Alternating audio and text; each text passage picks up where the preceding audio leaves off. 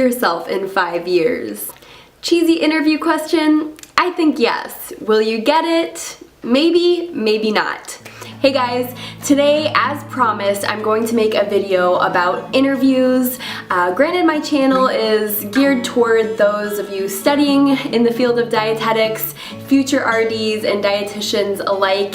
However, I really think that this video applies to anyone in the process of interviewing for a job, searching for a job. So hopefully this video will be enlightening and helpful for you because I'm gonna jam-pack it full of really concrete and helpful tips. Here we go. So to give a brief outline of what this video will cover, I'm going to first talk about what you should do to prepare before the interview. Then I'll talk about what to expect during the interview once you've gotten one. And lastly, how to follow up after the interview has finished. As I had talked about in my last video, the skinny on finding jobs as a dietitian, I mentioned the importance of keeping your resume up to date. And I think this is one of the most crucial things you have to do in order to prepare for a job interview. You don't want to have to be making final changes on your resume when it's crunch time and you've got an interview tomorrow. You need to be focusing on how you're going to convey the elements of your resume in person to the person interviewing you and how to be the best candidate possible. Tip number 1 before the interview begins. Do your research on the company. Know their mission statement, their goals, the name of the CEO, etc. Do your homework because they will sometimes check up on you to see if you did it. You should also do a bit of soul searching and determine what it is that you want as an employee. What do you want from your coworkers? What do you want from your boss or manager? And then also really determine how you will give back or what you can provide to that company that sets you apart from, say, another candidate that came before you. The where do you see yourself in 5 years question is one that I have indeed received in an interview. However, interview questions and the way they're setting things up is beginning to change to a different format, and that format is called PBI, or performance-based interviewing. And this is what all federal jobs currently use to interview their potential candidates. They focus these questions not on hypothetical situations, but rather concrete examples of presenting a problem, how you acted upon that problem, and what were the results of that problem. So I'm going to give you a few examples of some performance-based interview questions here. Number 1 is, describe a situation in which you had to use your communication skills in presenting complex information. How did you determine whether your message was received? With the original question, you are assuming the person did understand.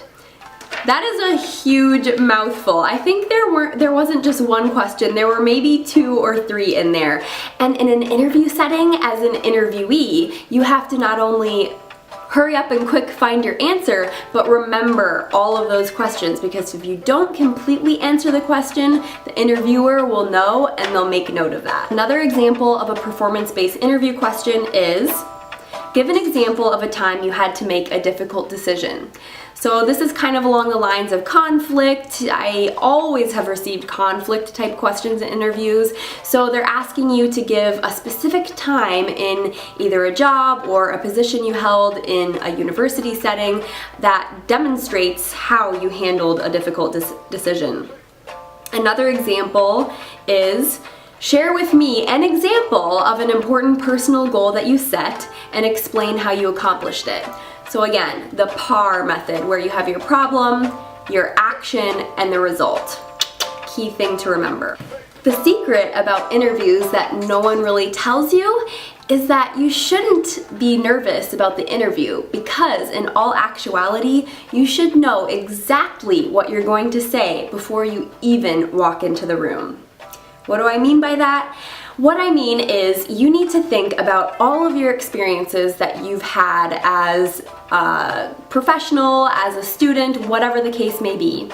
And you need to highlight and take certain very important events or leadership roles that you've held and somehow twist this experience to be an answer to whatever question you're going to get.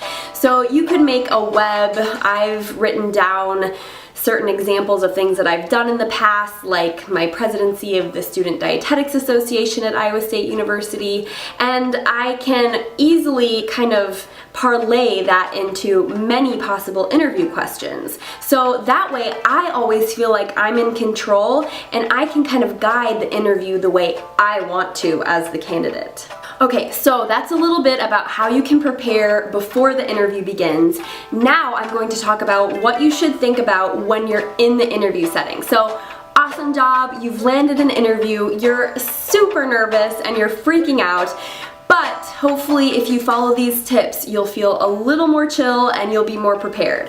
So, the first tip that I have for during the interview is, first and foremost, dress for success. And what I mean by that is dress conservatively. Don't wear what I'm wearing right now. I'm not in an interview right now. I'm just sharing this video with you guys.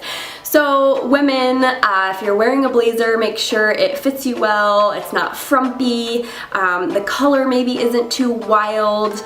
I would say wear muted jewelry, nothing too sparkly or blingy. If you're going to wear heels, I would say wear a short heel. I prefer flats in an interview.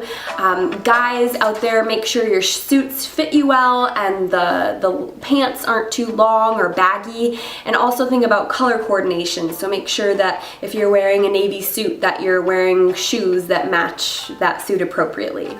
Tip number 2, arrive early to the interview. Arriving on time is actually late. So you should get there, I'd say, about 15 minutes. You want to be early, but not too early. And chances are you'll have to check in with a secretary or someone and wait in a lobby area. Tip number 3, be kind to everyone. The janitor cleaning the floors as you enter, the secretary who checks you in, you're making a first impression the moment you step in that door. And also be observant. Look at the settings around you, look at what people are doing, people's attitudes, just the overall vibe that you get at the institution. Tip number 4. So I said that you would probably most likely be waiting in some kind of lobby area because you had the foresight to come early. So my best advice for you, and this is something I actually heard on a LinkedIn ad and it stuck with me, do not, for the life of you, be on your phone as you're waiting during that 15 minutes to come into the room to interview. Instead, just be up with your gaze, look around you, be observant like I just said, or I don't know, look at a brochure in the lobby or something like that. Just whatever you do, don't have your head down, buried in your phone texting someone. It gives off the wrong impression. Tip number 5, make sure to smile, and when the interviewer comes into the room, upon arrival, make sure to stand up, greet he or she, making eye contact and shake their hand, again with a smile. Also, be prepared potentially to have to make some small talk, chit chat on the walk between the lobbyway to the room where you're being interviewed. Some people are very awkward with this, so talk about the weather or something like that. So now you're in the interview room, and another piece of advice I can give you is to not be freaked out or caught off guard if there is a panel in your interview. So if multiple people are interviewing you. Chances are they give you a heads up about this, but you can never be too sure. It's good to always expect kind of the worst in interview situations. Try your very hardest to remember everyone's name in the room. Use some sort of mnemonic, or if someone has the same name as a friend or family member, just keep that in mind because it will help you at the end when you say your goodbyes. While you're being interviewed, make sure you direct your gaze to everyone in the room and make sure to leave no one unnoticed. That will really give you kind of a sense of confidence, or it will exude confidence if you direct your gaze to everyone in the room. But on the flip side, don't be freaked out if the panelists aren't giving you the time of day and they're kind of looking at you with a bored, glazed over look, or they never make eye contact with you. Don't let that kill your vibe. Just keep going and do your thing. At the end of every single interview in the planet, they will always ask you, "So, what questions do you have for us?" And you have to be prepared with questions. You'll look like a dummy if you don't have any questions prepared. Always do your research, have an idea beforehand of what questions you're going to ask before the interview even starts. And chances are during the interview you'll think of some. If you have no idea and you just can't for the life of you think of any questions, a good place to start is maybe ask about the timeline for hiring or something of that nature. Of course, you want to be very appreciative and show your thanks for everyone's time, and a good rule of thumb at the end of the interview to follow up is to send some sort of note. I think a handwritten note is a little, it's like it's sucking up a little bit, but it leaves a really good impression. Sending an email just thanking them again for their time is good. However, if you can, find the address and send a little handwritten note. It will really set you apart in this day and age of technology. So, did this interview video help? Did it not? Leave your comments below and make sure to subscribe to my channel. I am going to be adding a ton of really cool content for you this year. I can't wait. Think fitness vlogs, think lifestyle vlogs, think more career advice and things related to dietetics and nutrition. I love your feedback, so please keep it coming. Ask me questions, give me ideas for things to shoot, and I'll be here for you guys. So have a great day and see you guys soon.